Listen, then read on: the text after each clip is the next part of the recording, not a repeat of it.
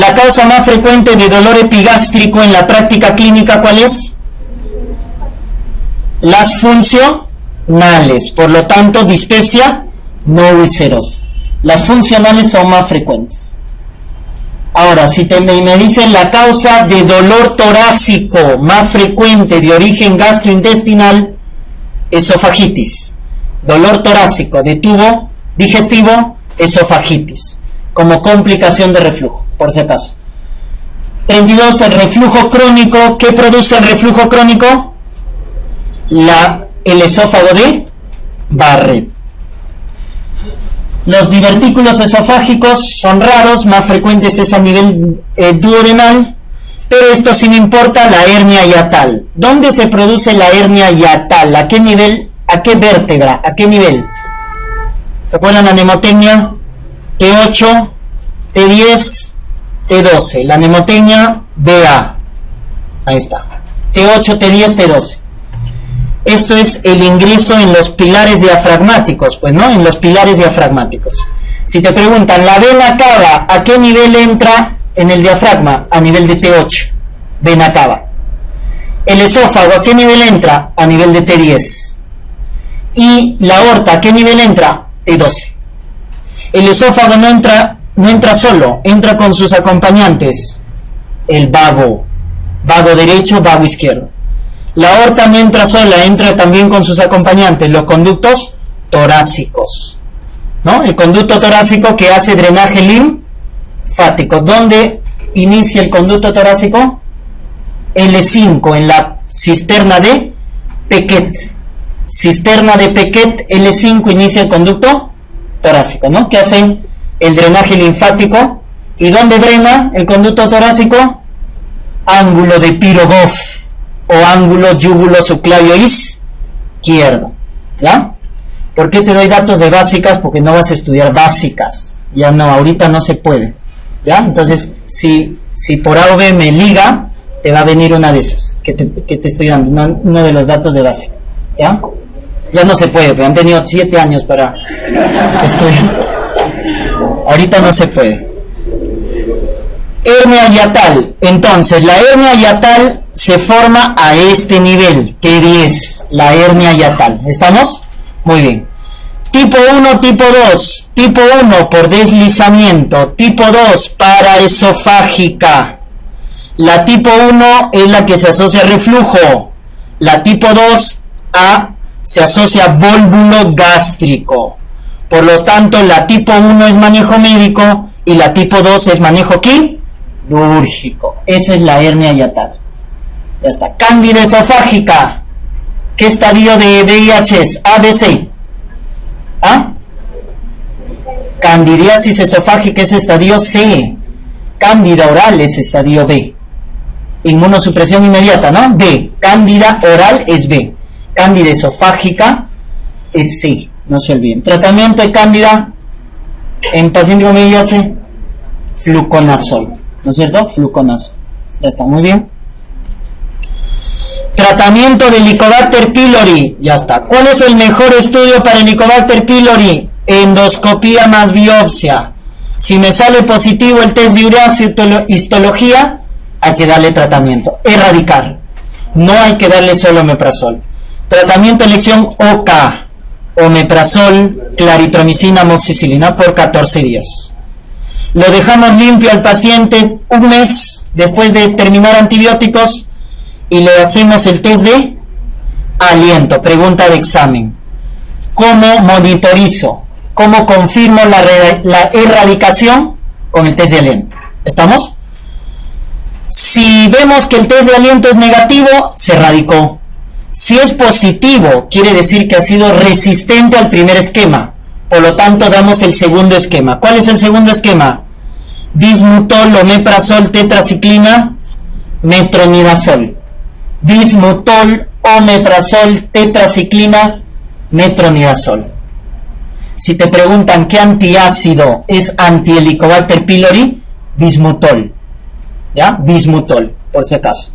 Bismutol, omeprazol, tetraciclina, metronidazol. Es el segundo esquema. Si es negativo, el test de aliento posterior, lo erradiqué. Si es positivo, allá. Cuando es resistente a 2 esquemas, ¿qué pido? Cultivo más prueba de sensibilidad. Cuando es resistente a 2 esquemas de antibiótico, pido cultivo. Ya está. Respuesta, la C. 2 antibióticos y un inhibidor de bomba de protones. El omeprazol.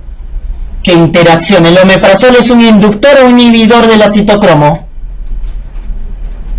Fármaco, inductor, inhibidor. El omeprazol, la ranitidina, el ketoconazol, la eritromicina son inhibidores del acitocromo. Eritromicina, ketoconazol, ranitidina, omeprazol son inhibidores. ¿Quiénes son inductores? Fenobarbital, toína, carbamazepina son inductores. No te olvides. Causa más frecuente hemorragia digestiva alta, regalada. Las fijas no puedes fallar. Las fijas que todo el mundo sabe, no la puedes fallar. Tienes que estar tranquilo, sereno, ¿no es cierto? Para responder las fijas, ¿ah? Si fallas una fija es un autogol. Y ya sabes que de las 100, 10 no vas a saber. De las 100 preguntas, 10 no vas a saber nada. No te asustes. Cuentas 10 no sé, estoy bien. Las 90 que quedas tienes que saber. 70 tienes que saber con seguridad. Y 20 duda. Ese es tu día de suerte. Y 10 no vas a saber nada. Ya, por si acaso, ¿eh? Es así. La causa más frecuente, hemorragia digestiva alta, úlcera péptica. La más frecuente, duodenal. Cara anterior, bulbo, primera porción. Cara anterior, bulbo. Luego le sigue la gástrica. ¿Dónde es más frecuente la gástrica? Incisura angularis, curvatura menor. ¿Qué clasificación está ahí? Johnson. Clasificación de Johnson, ¿no? La más frecuente que Johnson es la 1, pues, que está en incisura. ¿Qué es Johnson 2? 2 úlceras, gástrica, duodenal. Johnson 3, antropíloro. Y Johnson 4, fondo o múltiples. Fondo o múltiples. ¿Estamos? Ya está. Muy bien.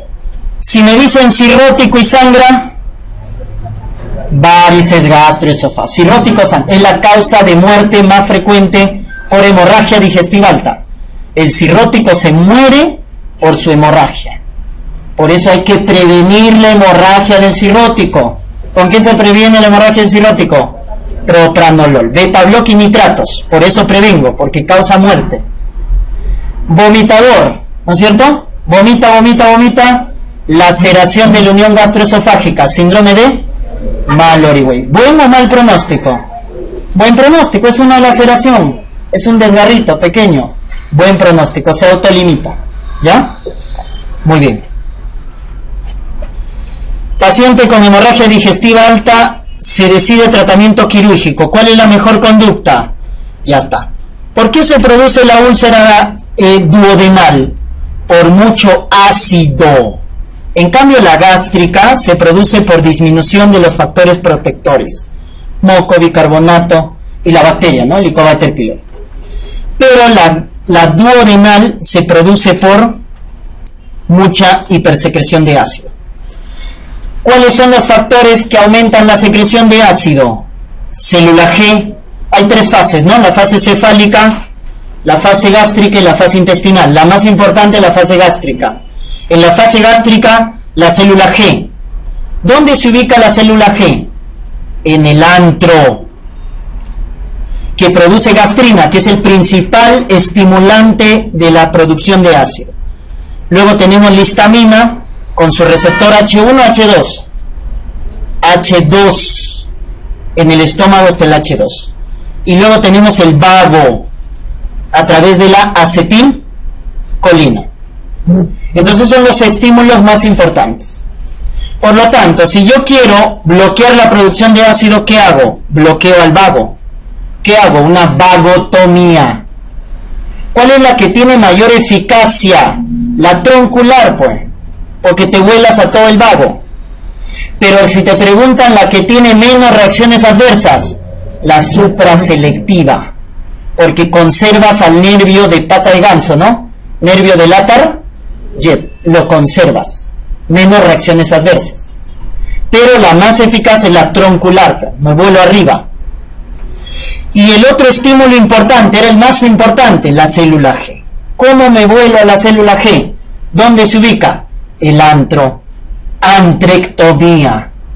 Por eso la conducta quirúrgica, ¿qué me dice la conducta quirúrgica? La mejor conducta desde el punto de vista terapéutico, la antrectomía para volarme a la célula G y la vagotomía troncular. Es la mejor conducta desde el punto de vista terapéutico, pero reacciones adversas me va a dar muchas complicaciones, ¿no es cierto? Ya está. En hemorragia digestiva alta por úlcera péptica, que es la causa más frecuente, el score endoscópico se llama Forres. El posendoscópico, ¿cómo se llama? El score posen, después de hacer la endoscopía, ¿qué score hago? Rocal. Score de Rocal. El endoscópico es Forres. Ya, pues tienes que acordarte Forres, ¿no? Sangrado activo 1, inactivo 2, reciente 2, inactivo 3. Activo 1, reciente 2, inactivo 3. Achorro 1A en capa 1B. Achorro 1A en capa 1B. 2A, vaso visible. 2B, coágulo adherido. Coágulo adherido, 2B. 2C, hematina. Y 3, fibrina. 3 es fibrina. ¿Estamos? Ya está. ¿A partir de dónde hago manejo endoscópico? Aparte de dar omeprazol, ¿a partir de dónde hago manejo endoscópico? Del 2A para arriba. Del 2A para arriba hago manejo endoscópico más omeprazol. Una vez que hice el endoscópico, Rocal, pues, ¿no? Más de 3 puntos de Rocal, mal pronóstico. Mal pronóstico. ¿Estamos?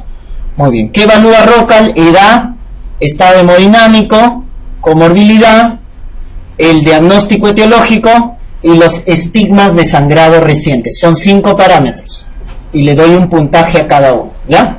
Revisen score de Rocal. Muy bien. 60 años, hematemesis melena. Si es hipotenso taquicárdico, ¿cuánto perdió? 30% de la volemia. Pues esto tiene shock hipovolemia. ¿Cuál es la primera conducta? ¿Qué dice? Para el diagnóstico se debe realizar. ¿Qué estoy descartando si es hematemesis melena alta? ¿Y cuál es la causa más frecuente del alta? Úlcera péptica. Por lo tanto, endoscopía alta, pues, por lógica. Si es baja, masiva, divertículo, ¿qué hago? Colonoscopía. Colonoscopía. Pero si es alta, endoscopía en las primeras 24 horas. Si no, no tiene sentido. ¿Ya? En las primeras 24 horas. Muy bien. Arteriografía es para el diagnóstico de hemobilia severa. Cuando tengo hemobilia severa, el diagnóstico es por arteriografía. La tríada de la hemobilia, ¿cuál es? La hemobilia es el sangrado de la vía biliar. La tríada es dolor, ictericia, hemorragia. Dolor, ictericia, hemorragia, hemobilia. ¿Ya? Muy bien. ¿Ya está? ¿A quién hago gammagrafía con tecnesio 99? En lactante que tiene hemorragia. Divertículo de Meckel. Divertículo de Meckel, gammagrafía con tecnesio 99. 38. La causa más frecuente de hemorragia digestiva baja. La más frecuente, sí me la están dando. Hemorroide. Si no encuentro hemorroide, porque algunos no la consideran, porque el sangrado es mínimo o pobre, entonces consideran la más frecuente. ¿Cuál es? La masiva. ¿Y cuál es la más frecuente masiva? Divertículo. Es el típico, pero si te dicen así, abuelito, con hemorragia digestiva baja masiva, que se autolimita, ya no vas a pensar en hemorroide. Te están diciendo divertículo. ¿Cuáles son los divertículos que más sangran? ¿Derecho o izquierdo? Derecho, colon ascendente. Los izquierdos se inflaman, sigmoides se inflaman, haciendo diverticulitis. ¿Cómo hago diagnóstico de hemorragia por divertículo? Colonoscopía. Para diverticulitis, que es la apendicitis izquierda, ¿qué solicito? Tomografía. La clasificación de Hinchey. Tomográfica, pues. Hinchey. ¿Estamos? Muy bien. Baltasar también es tomográfica para pancreatitis aguda. Muy bien, respuesta casa. La causa más frecuente de muerte debido a hemorragia de origen gastrointestinal, la del cirrótico, rotura de varices gastroesofágicas. Esta hemorragia, ¿por qué se muere el paciente? Porque da muchas complicaciones, o se muere por hipovolemia o se complica con peritonitis bacteriana espontánea, o lo desencadena para hacer encefalopatía hepática. La hemorragia lo descompensa al cirrótico. Así como el estreñimiento produce encefalopatía, la hemorragia le da encefalopatía o le produce encefalopatía al paciente cirrótico. ¿Estamos? ¿Cómo se define hipertensión portal? Gradiente porto-cava más de 5, perdón. O presión de la porta más de 10, diferente. Gradiente porto-cava más de 5, presión de la porta más de 10. Ya está. Entonces, siguiendo la gradiente porto-cava, más de 5 hipertensión portal, pero ¿cuándo aparecen varices? Más de 10 aparecen varices. ¿Y cuándo se rompen? Más de 12. Ahí se rompe, produciendo hematemesis miliar. En hemorragia por varices tienes que acordarte, la primera medida, volemia, pues, ¿no? Siempre volumen. Segunda medida, manejo específico. ¿Qué fármaco doy? Octiotride, análogo de somatostatina. Si en úlcera damos omeprazol, acá damos análogo de somatostatina, octiotride. Pero el más importante, ligadura de varices. Acá sí, a toda hemorragia ligamos las varices. Y tercero, evitar la recurrencia. ¿Cómo evitamos la recurrencia? Beta block más nitratos. Y además tenemos que dar profilaxis antibiótica. ¿Para evitar qué cosa? La peritonitis bacteriana espontánea. Que la profilaxis se hace con quinolona, norfloxacino. Prevención de peritonitis, quinolonas. Tratamiento es ceftriaxona. Tratamiento ceftriaxona. Prevención, quinolonas. 40, la causa más frecuente de hemorragia masiva. Ahí está, ya nos cambió el cuadro. Diverticulosis. Lo más frecuente es que sea asintomático, como el cálculo de vesícula, ¿no es cierto? Muchas colelitiasis y muchos pacientes con divertículos son asintomáticos, no tienen síntoma. Lo más frecuente en la enfermedad diverticular es el dolor, luego hemorragia y luego la complicación inflamatoria. Cáncer de colon. ¿Cuál es el cáncer de colon que sangra? Derecho. El obstructivo, el izquierdo. Su marcador tumoral, CA, antígeno carcino embrional. Muy bien. Pólipo. ¿Cuál es el pólipo más frecuente? El hiperplásico es el más frecuente. El que produce el síndrome de Peutz-Jeghers, amartomas, melanosis de encías y pólipos en todo el tubo digestivo. Pólipos amartomatosos, síndrome de Peutz-Jeghers. ¿Y quién produce cáncer de colon? El pólipo adenomatoso. Componente tubular o velloso. Velloso, más de 2 centímetros. Pólipo adenomatoso, más de 2 centímetros, componente velloso, cáncer colorectal. Hay que tratar. Segunda complicación más importante de úlcera péptica que requiere tratamiento quirúrgico de urgencia. Claro, las complicaciones de úlcera. La primera, hemorragia digestiva. ¿Puede ir a cirugía? Claro. ¿Cuándo? Cuando es masiva, recidivante, recurrente. Masiva, recurrente, recidivante, hay que operar. Y la otra es la segunda complicación, la perforación. ¿Cómo se llama el signo? Llover. Desaparición de la matidez hepática. ¿Qué le tomo? Radiografía para ver el neumoperitoneo. Y la conducta es quirúrgica. ¿Cómo se llama el parche de Piplon? Graham. Parche de Piplon, parche de Graham. Dolor súbito con desaparición de la matidez hepática, se perforó la úlcera. Se perforó. ¿Ya? Tercero es la penetración. Y cuarto, la obstrucción, que casi ya no se ve. Ya está. La obstrucción y la penetración. La úlcera duodenal, ¿a dónde se penetra? Páncreas, muy bien. Y la gástrica al hígado y al colon. Gástrica, hígado al colon y duodeno al páncreas. Muy bien. Respuesta, me dice la segunda complicación, perforación. 42. En relación a las ondas de Sengstaken, Blackmore o tubo de Minnesota, ¿para qué sirve? Para comprimir las varices gastroesofágicas. Es una medida de urgencia cuando la hemorragia por varices no es contenida con el manejo endoscópico. Le colocamos esta sonda, ¿no? Factor pronóstico más importante para la gravedad de una hepatitis viral, el disfunción de falla hepática aguda, tiempo de protrombina. ¿Por qué el tiempo de protrombina nos dice falla hepática aguda? Porque el hígado produce factores de coagulación. ¿Y cuál es el factor de coagulación que primero se consume, que vive poco tiempo? El 7. Y el 7 está formando parte de la vía ex o intrínseca. Extrínseca. ¿Y cómo monitorizo la vía extrínseca de la coagulación? Con TP, el INER.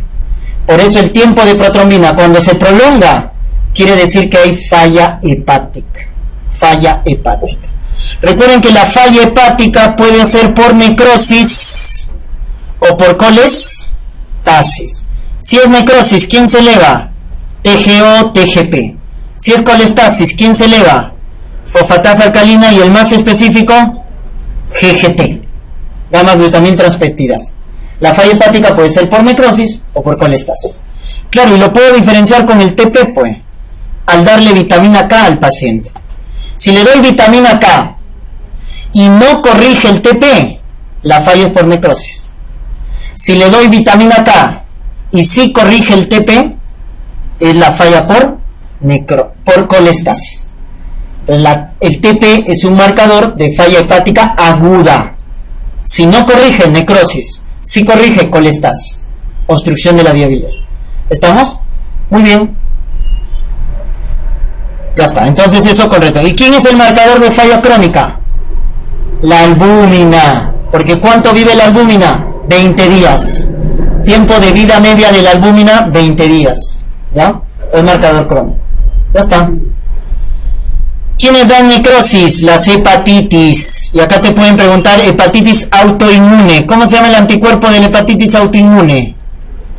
ANA positivo, como lupus.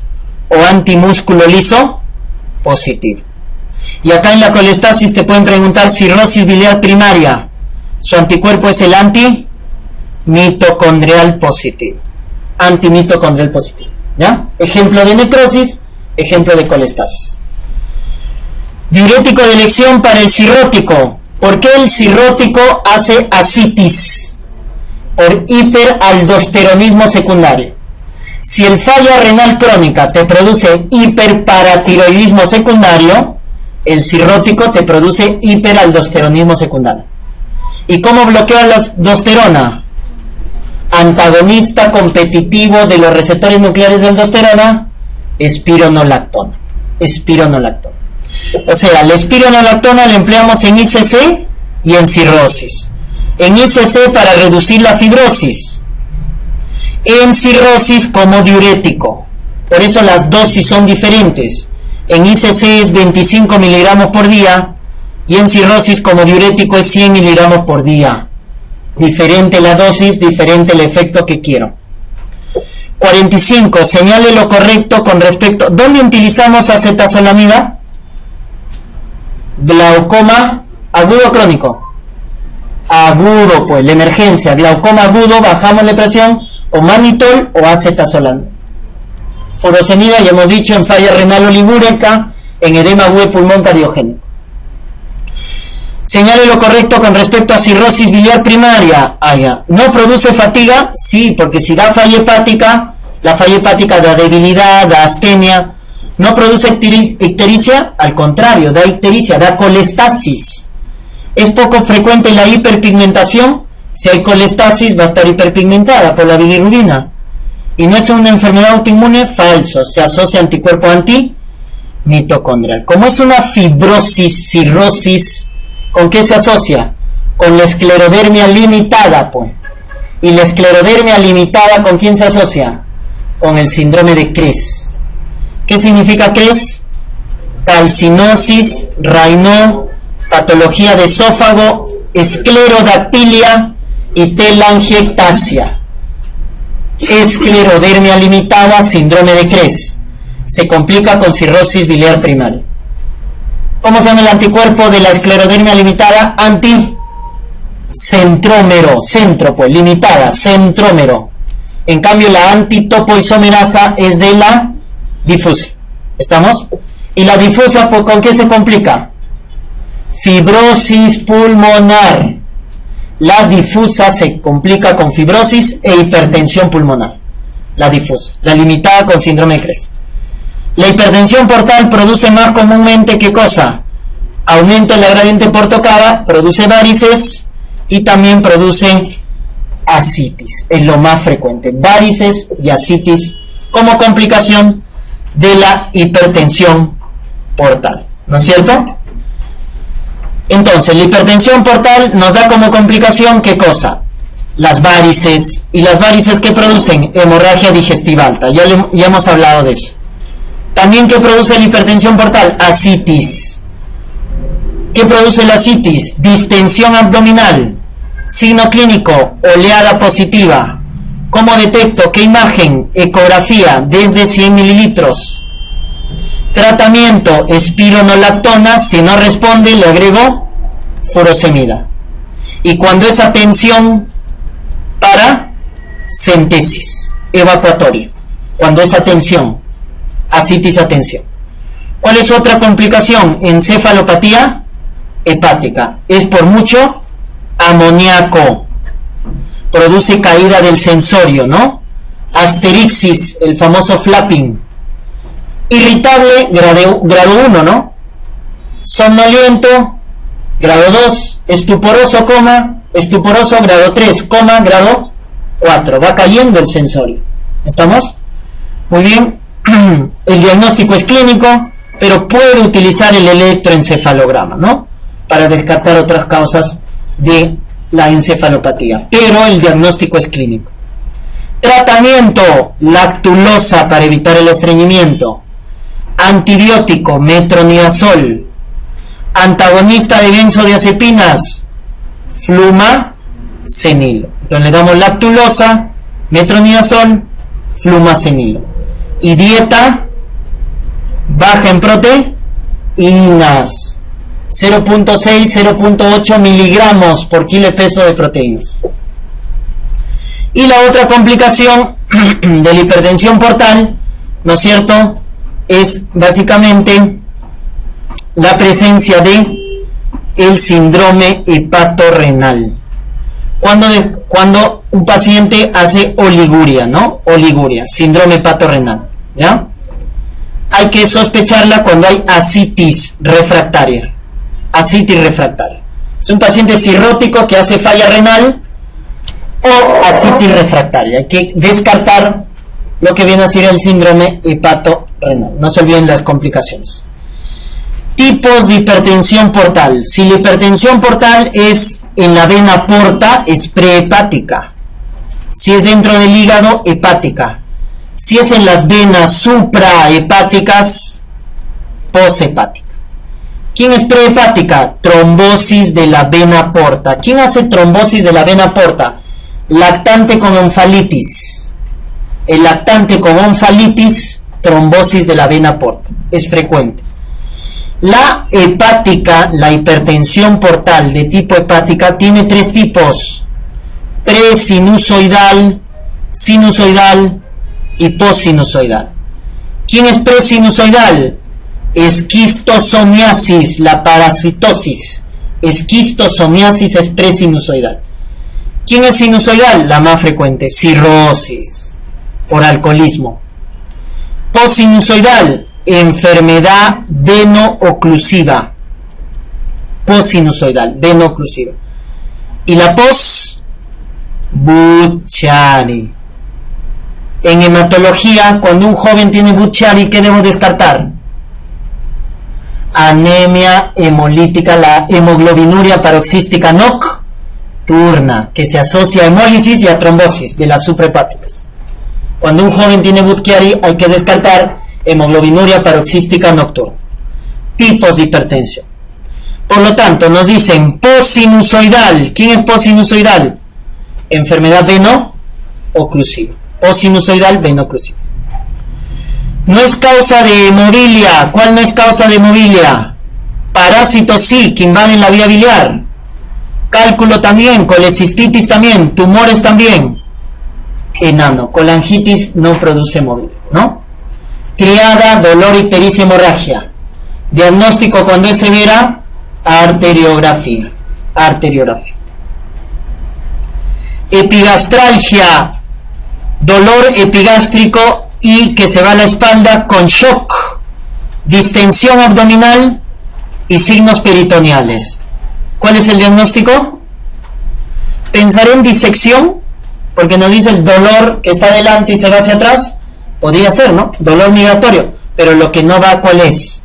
Distensión abdominal, signos peritoneales. Eso no produce la disección de aorta. O sea, un dolor transfixiante migratorio con shock, puedes descartar disección de aorta. Dolor migratorio intenso, transfixiante con shock, puede ser disección de aorta. Pero acá me dice, ¿no? Dolor en epigastrio que se va a la espalda con shock, con signos peritoneales, porque hay hemoperitoneo y produce ilio, obstrucción intestinal, produciendo distensión del abdomen. Estamos hablando de pancreatitis aguda. Apendicitis es fosiliaca derecha, McBurney, ¿no es cierto? Ya está. Colecistitis aguda es Murphy, positivo, o arresto inspiratorio, eso es colecistitis. Este es pancreatitis aguda, ¿no es cierto? ¿Cómo hacemos diagnóstico de pancreatitis?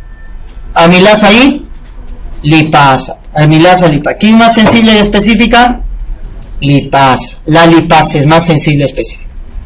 La principal complicación de pancreatitis local, pseudoquiste pancreática. Y la más severa, necrosis infectada por Escherichia coli, cuyo tratamiento es antibiótico y imipenem. Pero el manejo más importante en necrosis infectada, ¿cuál es? Cirugía. El más importante es necresectomía quirúrgica.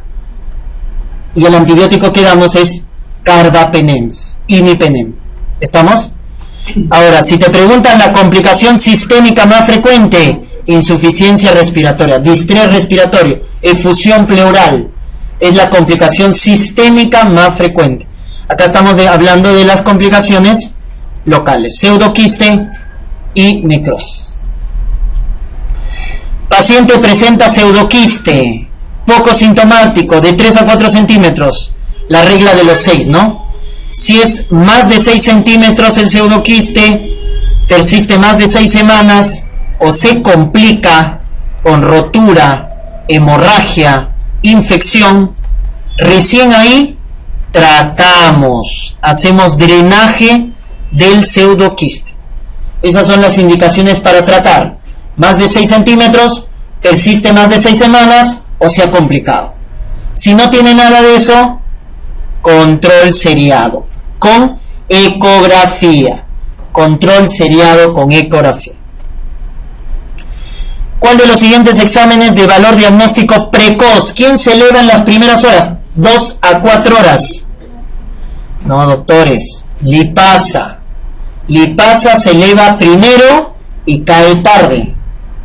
Revisen. La lipasa se eleva en las primeras horas. 2 a 4 horas. La amilasa se eleva 4 a 6 horas de iniciados los síntomas. Conclusión, la lipasa es la primera en elevarse y es la última en caer. ¿Estamos? Muy bien. Ya está. La proteína C reactiva sirve para pronóstico en pancreatitis. Ransom, más de 3, mal pronóstico. Apache, Che, más de 8, mal pronóstico. BISAP, mayor o igual a 1, mal pronóstico. Basta un score de BISAP, mal pronóstico. PCR aumentada, mal pronóstico. Calcio bajo, mal pronóstico. Obesidad, mal pronóstico. Factores de mal pronóstico en pancreatitis. Si yo tengo estos datos, es una pancreatitis aguda que va a ir a la severidad. Por lo tanto, si va a ser severa, a las 72 horas que le pido, TAC. Sin contraste para ver el edema. Y ese es el score de Baltasar. Con contraste para ver la necrosis. Y ese es el índice de severidad tomográfica. Baltasar del edema. Baltasar A, normal. B, edema de páncreas. C, grasa peripancreática. D, una colección de líquido. E, 2 o más, o una de gas, ¿no es cierto? Ese C. Y la necrosis, más del 30%, de 30 a 50, más del 50%, etc. Al final lo que saco acá es el índice de severidad tomográfica. ¿Cuándo es mal pronóstico? Más de 7 puntos. Índice de severidad tomográfica. Mal pronóstico, más de 7 puntos. Por lo tanto, acá la respuesta es la C, ¿no? Ranson, Apache, Bisat es pronóstico. Amilasa lipasa es diagnóstico, no es pronóstico. Amilasa lipasa es diagnóstico. 3 veces por encima del valor superior. En países en vías de desarrollo, la pancreatitis crónica llamada tropical es debido a deficiencias nutricionales. La más frecuente es por alcoholismo, estamos diciendo. ¿Cuál es la mnemotecnia de pancreatitis crónica? C. Calcificación, esteatorrea, diabetes mellitus. Calcificación, esteatorrea, diabetes. Recuerden que pancreatitis crónica da mala absorción. Paciente de 42 años, 6 días de cuadro de pancreatitis. Origen biliar, mala ovulación, obliga a determinar si presenta necrosis. ¿Qué estudio solicito para ver necrosis? Tomografía con contraste. Para ver necrosis, tomografía con contraste. 2 puntos si la necrosis es menos del 30%, 4 puntos si es de 30 a 50% y 6 puntos si es más del 50%. Para ver la necrosis. Signo de la oleada. Ascitis, pues signo de la oleada. En casos de ascitis con PAP positivo, ¿dónde vamos a tener PAP positivo? ¿En la metástasis hepática o en la metástasis hacia el peritoneo? Hacia el peritoneo, pues la carcinomatosis peritoneal. Por lo tanto, la respuesta es la A. Carcinomatosis peritoneal con o sin metástasis nos va a dar PAP positivo, ¿no? ¿Qué cáncer ginecológico tiene invasión peritoneal preferentemente? Ovario. Por eso los tumores de Krukenberg, ¿no? De estómago, vía peritoneal, ovario. Y el ovario hace metástasis peritoneal, hace carcinomatosis. Por eso la clínica más frecuente del cáncer de ovario, distensión abdominal, ascitis. Clínica más frecuente, ¿no? De la abuelita con cáncer de ovario de origen epitelial. Muy bien, 58, hombre de 55 años, rectorragia, ¿no? La sigmoidoscopía revela tumoración a 20 centímetros del margen anal, revela adenocarcinoma. El resto de la exploración hasta 60 centímetros es normal. ¿Qué debemos incluir? Solo he evaluado la parte distal. ¿Qué debo hacer? Porque puede haber un cáncer metacrónico, ¿no? Perdón, sincrónico. A la vez está en el sigmoides y sincrónicamente está en otro lado. Colonoscopía. Colonoscopía. Ya está. En caso de un pólipo sésil de 1 centímetro, ¿cuál sería la indicación más adecuada? Esta pregunta es un poco ambigua, pero por lo que nos dicen sésil, el pediculado va a polipectomía endoscópica, el pediculado. El sésil lo que tengo que hacer es resección, y la que cabe acá más es la B, extracción quirúrgica. Extracción quirúrgica. Si es grande, quirúrgica. Si es pequeño, podemos hacer resección endoscópica. Resección endoscópica si es pequeño, pero si es grande, quirúrgico, ¿ya? El signo de la oleada, pregunta que se ha repetido, ascitis. ¿Y en cuál de los casos de ascitis solemos encontrar, también repetido, carcinomatosis como lapsus. Ya está. 62. Ya. No hay la 60. Ya. A ver, ¿cuál es la 60? Gracias. A ver, la 60. El carcinoma anal más frecuente es o no sé si cirugía, carcinoma extremos es epidermoide, ¿no? Excepto en labio. En labio, ¿qué tipo de cáncer es? Espinocelular. Cáncer mucosa, espinocelular, ¿no? De piel es vaso celular. Respuesta acá. Hace metástasis, no se olviden, a los ganglios inguinales. Tratamiento del carcinoma epidermoide anal. Cirugía, radioquimio. Radioterapia, quimioterapia. 61. Señale lo falso con respecto al carcinoma colorectal. ¿Cuál es lo falso? Hay antecedente verdadero. La aspirina sirve para prevenir preeclampsia, para prevenir eventos cardiovasculares y para prevenir cáncer de colon, porque reduce el tamaño de los pólipos. Por eso al paciente con acromegalia, que tiene pólipos adenomatosos, se le da aspirina. 60 miligramos por día, 600 miligramos por día, para reducir el tamaño de los pólipos. Ya, pues la falsa, ¿cuál es? La ingesta de residuos y verduras aumenta el riesgo. Gracias.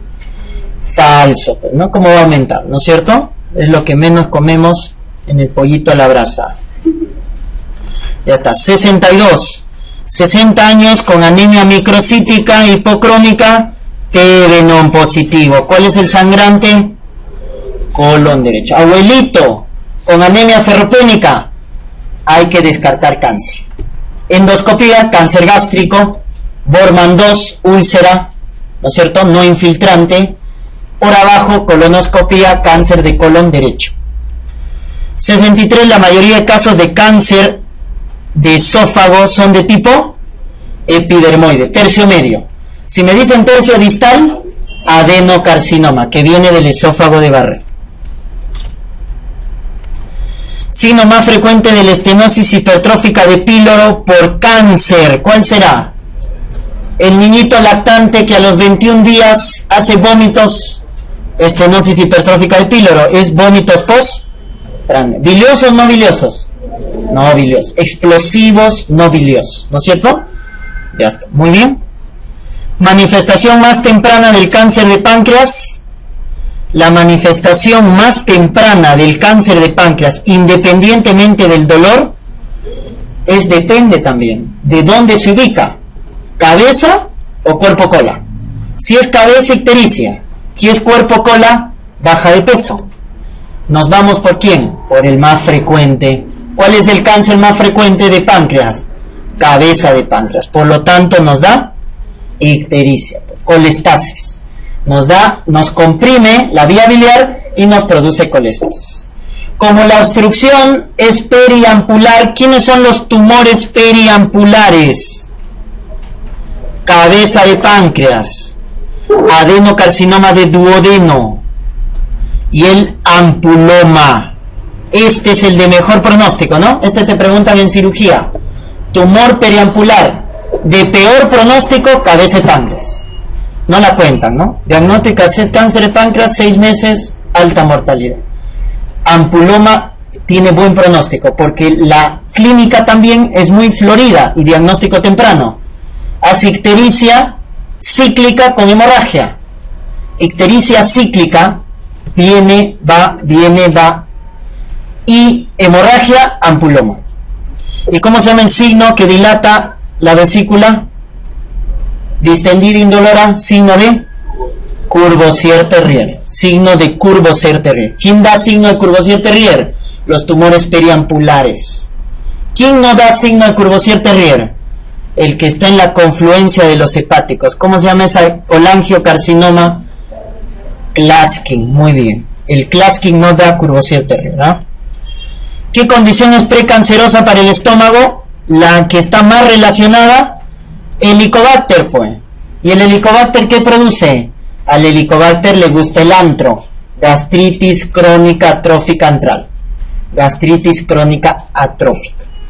Pólipo es en colon, pólipo adenomatoso, velloso, más de 2 centímetros, es en colon. Tratamiento para el cáncer gástrico de tipo adenocarcinoma, no nos dicen digamos el estadiaje, pero el mejor tratamiento asumo que es curativo, porque me dicen el mejor tratamiento, resección quirúrgica y disección ganglionar, hasta el segundo nivel, ¿no? Hasta el segundo nivel. Ya está. Cuando se realiza resección del intestino delgado, ¿a partir de dónde vamos a esperar alteraciones nutricionales severas? Esto es el síndrome de intestino corto, más del 50%. O cuando se queda menos de 180 centímetros de intestino delgado. Ese es intestino corto. Menos de 180 centímetros, o se le resecciona más del 50%. Porque es variable la longitud, ¿no? Variable la longitud. En un recién nacido la longitud del intestino es de 150 a 300, en un adulto es de 400 hasta 800 centímetros. Entonces varía, ¿no? Entonces por eso se dice más del 50% intestino corto, o menos de 180 centímetros de intestino delgado. ¿Cuál será el de peor pronóstico si me reseccionan duodeno, yeyuno o ilion? Ilion. Ilion es el que genera más problemas de mala absorción. La localización más frecuente de tumor carcinoide, acá ya cambió, les hicimos la aclaración. Antes era apéndice, actualmente es ilion, parte delgada del intestino delgado. Ilion es la parte más frecuente, ya cambió. En apéndice, si me preguntan tumores apendiculares, el benigno más frecuente es mucosele y el maligno carcinoide, pero del apéndice. Si me dicen el tumor maligno más frecuente de apéndice, carcinoide. Pero acá me están preguntando la localización más frecuente en general del tumor carcinoide, y ese es ilion, por si acaso. La causa más frecuente de metástasis hepática, acá hagan una corrección, no es hepática, es renal, ¿ya? Perdón, metástasis ósea. Metástasis ósea después del cáncer de mama y próstata, el más frecuente es próstata, ¿ya? Que lo hace el paciente con adenocarcinoma de próstata, cuya metástasis es osteoblástica. En cambio, mama y mujer, ¿qué hace? Metástasis osteolítica, igual que el mieloma múltiple, hace osteolítica. Y el tercero es cáncer de riñón. El cáncer de riñón es el tercero en lugar de frecuencia, pero es metástasis ósea, por si acaso. Paciente que presenta cuadro clínico de diarrea hiperosmótica. ¿Cuál es el diagnóstico? Si es osmosis, flujo de agua, ¿quién da diarrea hiperosmótica? Déficit de lactosa. Pues no jala lactosa, déficit de lactosa. O sea, intolerancia a la lactosa. Cólera es secretora, colon irritable es funcional, ¿no es cierto? Colitis es inflamatoria. Cuando se define aguda, menos de 14 días, y cuando es transporte activo de solutos, es como el cólera, pues, ¿no? Es diarrea secretora. Transporte activo de solutos, diarrea secretora. Definición correcta de diarrea aguda, inferior a 14 días. Subaguda, de 14 a 30 días, y más de 30 días, crónica. Causa más frecuente de dolor abdominal crónico, causas funcionales. Causas funcionales. Ahí está colon irritable, ¿no? Que se alterna diarrea con estreñimiento, y el datito, dolor que mejora con la defecación. Sale feliz del baño, ¿ya? Pelagra es déficit de niacina, pues, ¿no? B3. Piridoxina, ¿dónde utilizamos piridoxina? Como antiemético en la hiperemesis gravídica y en la tuberculosis para prevenir la neuropatía periférica por isoniazida. Antiemético en hiperemesis gravídica y para prevenir la neuropatía periférica por isoniazida. Vitamina C, escorbuto, pues, ¿no? Sirve para la formación de colágeno, la vitamina C. Zona de intestino que se afecta con más frecuencia en la enfermedad de Crohn, Ilion termina. Igual que TB, ¿no? Ilion. ¿Cuál es la diferencia? La válvula. Si la válvula está preservada, Crohn. Si la válvula está destruida, tuberculosis. ¿De qué válvula estamos hablando? De la ileocecal, de la válvula de Bowin. Válvula preservada, Crohn. Válvula destruida, tuberculosis. Y la otra diferencia a nivel histológico, el granuloma, pues. Granuloma sin calcium, Crohn, con calcium, tuberculosis.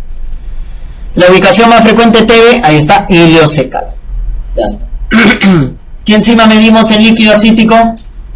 ADA, ¿no es cierto? La enzima ADA, que esté elevado en líquido acítico, tuberculosis gastrointestinal, peritoneal en este caso, ¿no? Por producir líquido acítico. Muy bien, ya está. Y terminamos con un capítulo menor. Recuerden que los 4 grandes de medicina, de los 11 capítulos, los 4 grandes es cardio, gastro, infecto, neumo. Tienen que asegurar eso. Cardio, gastro, infecto, neumo.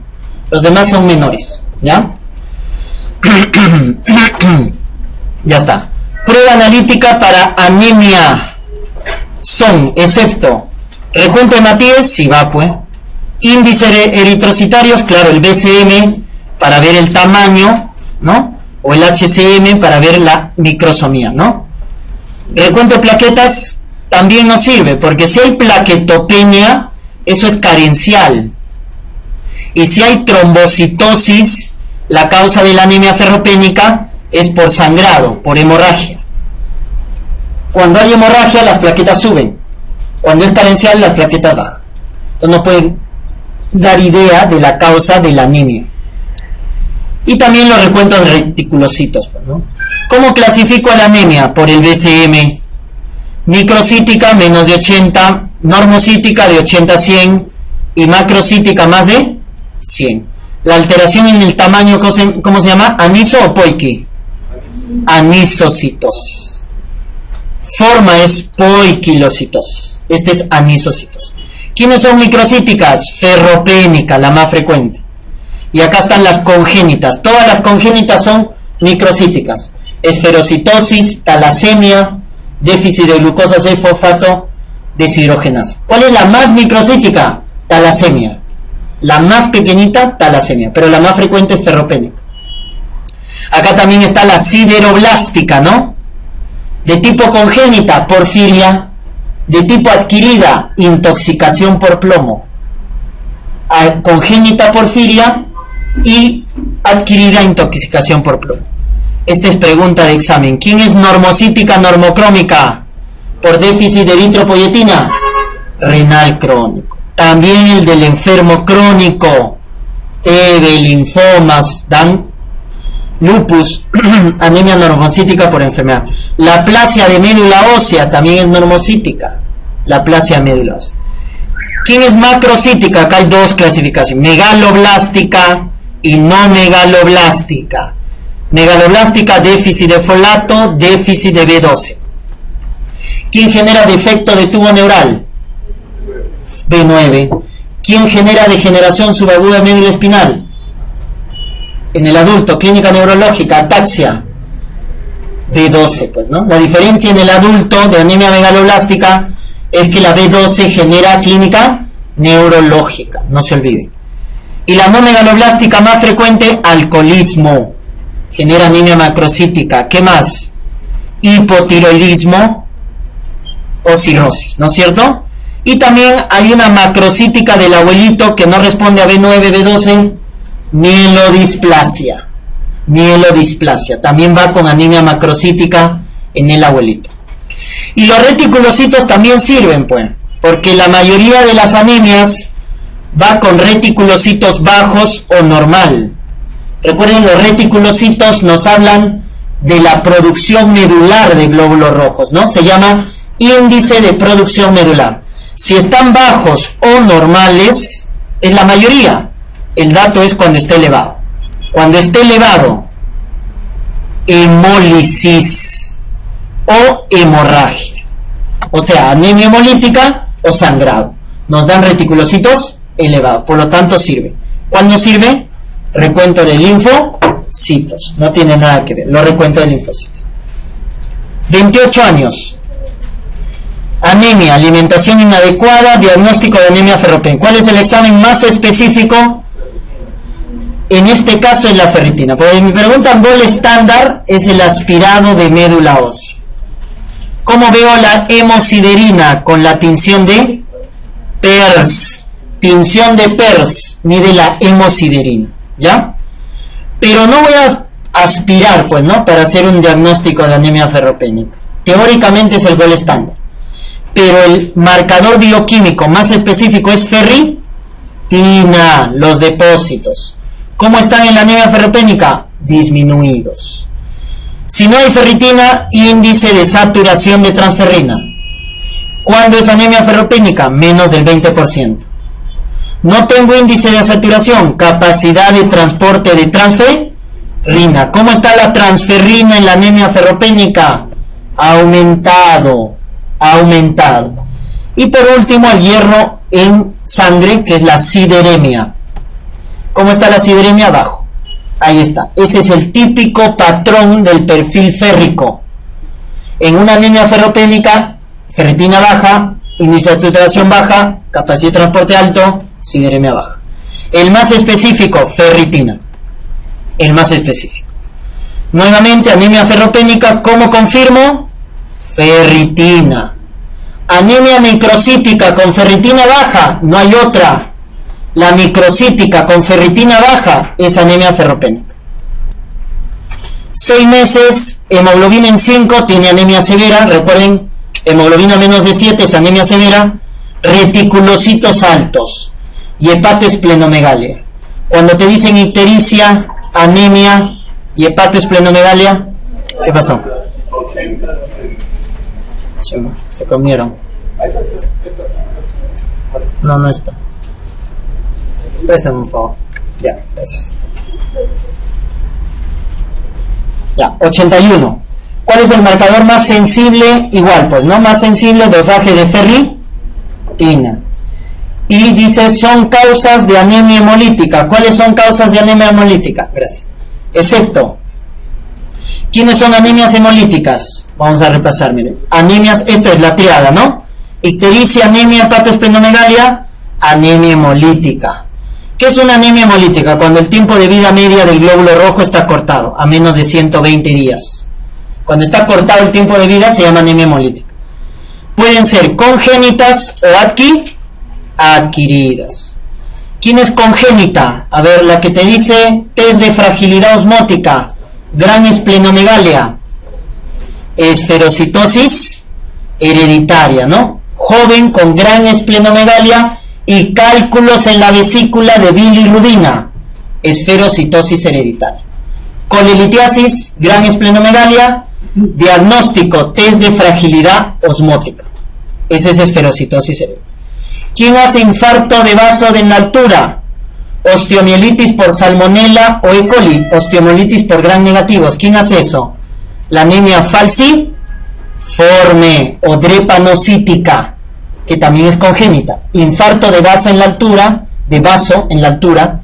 o osteomielitis por gran negativos. Ya está. Y el que come habas y le da hemólisis o fármacos, fiebre, favismo, déficit de glucosa 6-fosfato deshidrogenasa. Ya está. Y la que genera cráneo en cepillo, talasemia. La que genera cráneo en cepillo, talasemia. Esas son las congénitas. Las adquiridas, le pido test de Coombs. Positivo, autoinmune. Negativo, no autoinmune. ¿Quién es autoinmune? Por anticuerpo caliente, IgG. Por anticuerpo frío, IgM. IgG caliente, IgM frío o clioaglutininas. Ejemplo de anticuerpo caliente, IgG, lupus. ¿Cómo se llama la anemia hemolítica de lupus? Evans. Anemia hemolítica más trombocitopenia autoinmune, Evans. Ejemplo de anemia hemolítica por anticuerpo caliente.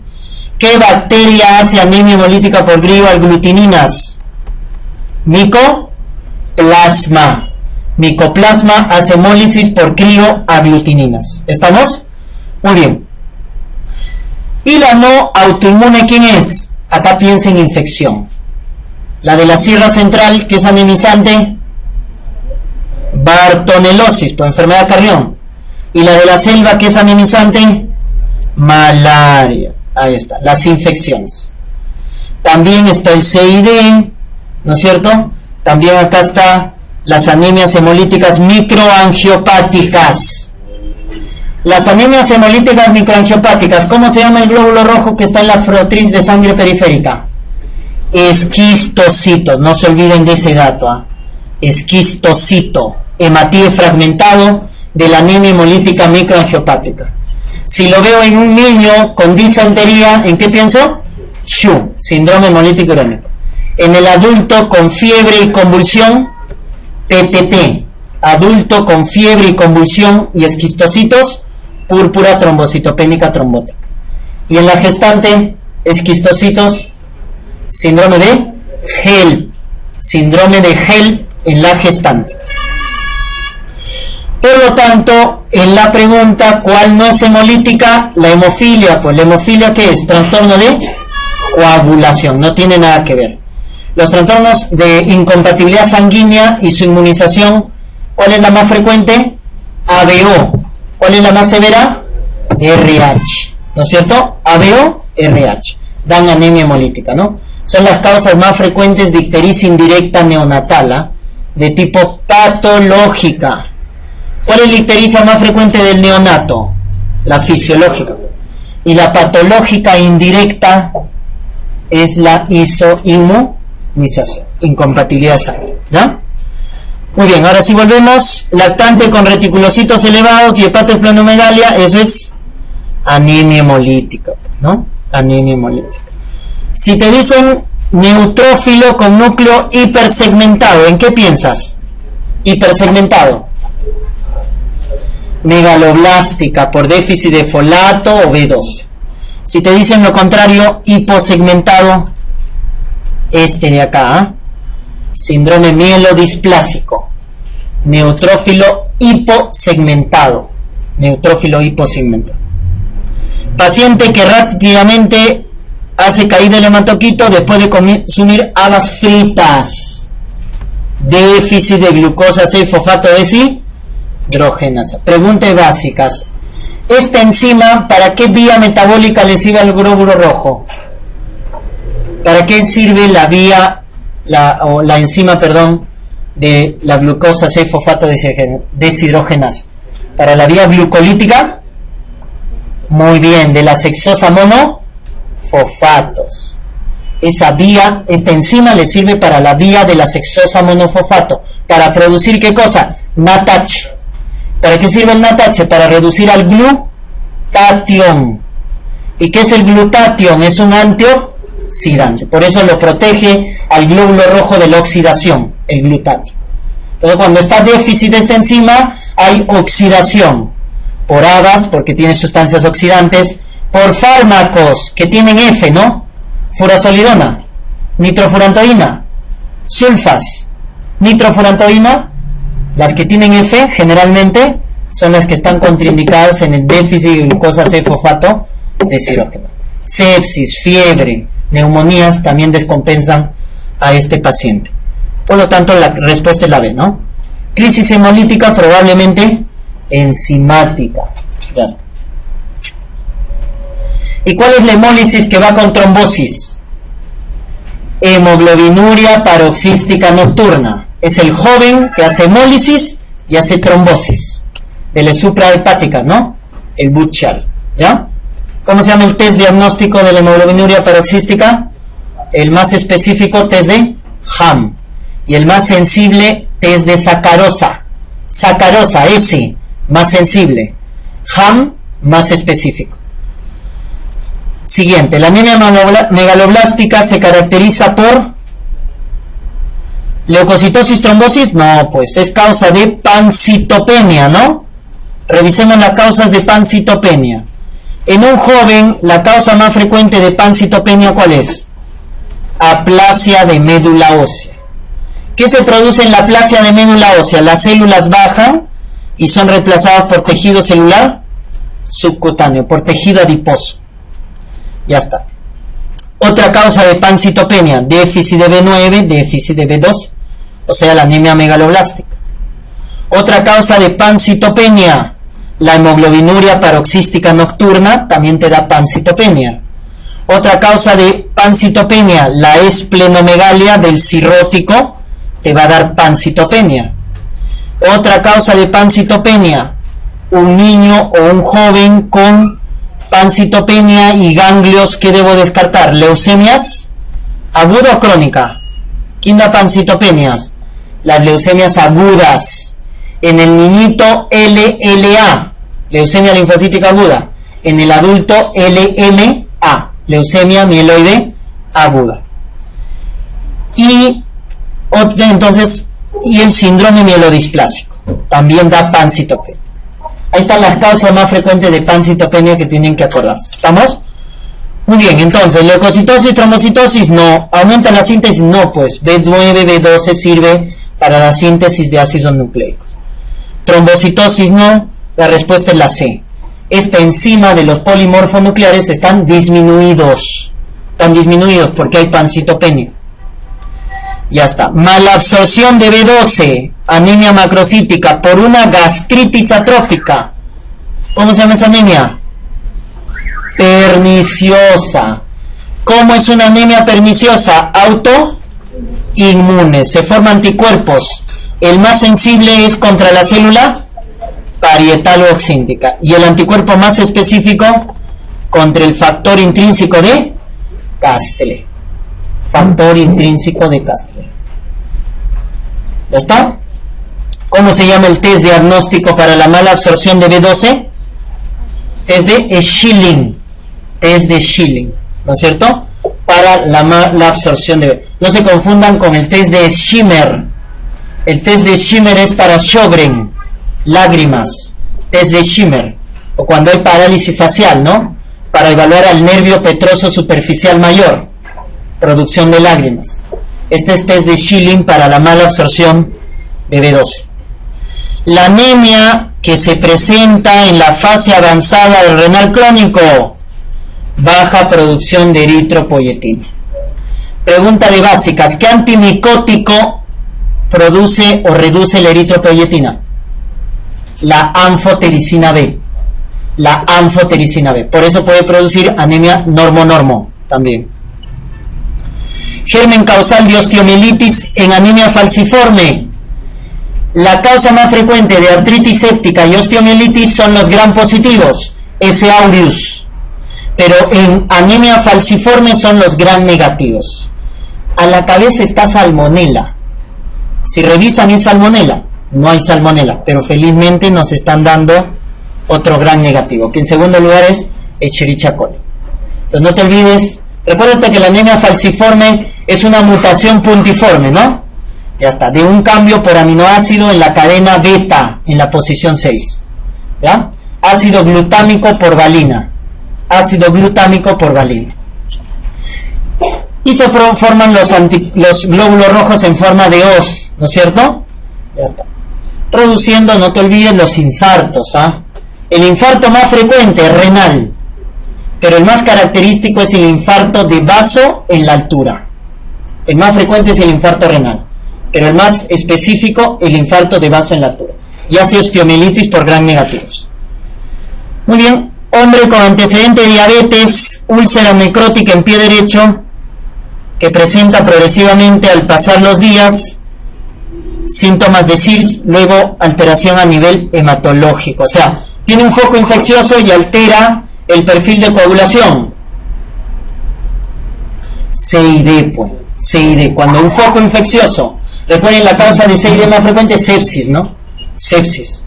Y la sepsis también es la causa más frecuente del pulmón blanco quirúrgico, ¿se acuerdan? Del CDRA.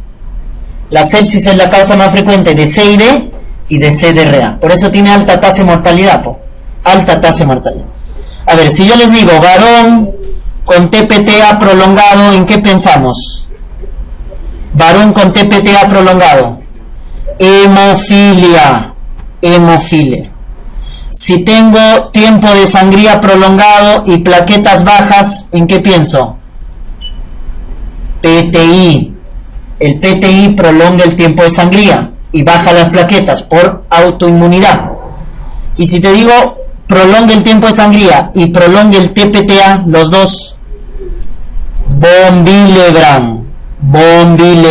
Cuando prolonga los dos, tiempo de sangría y TPTA, von Willebrand.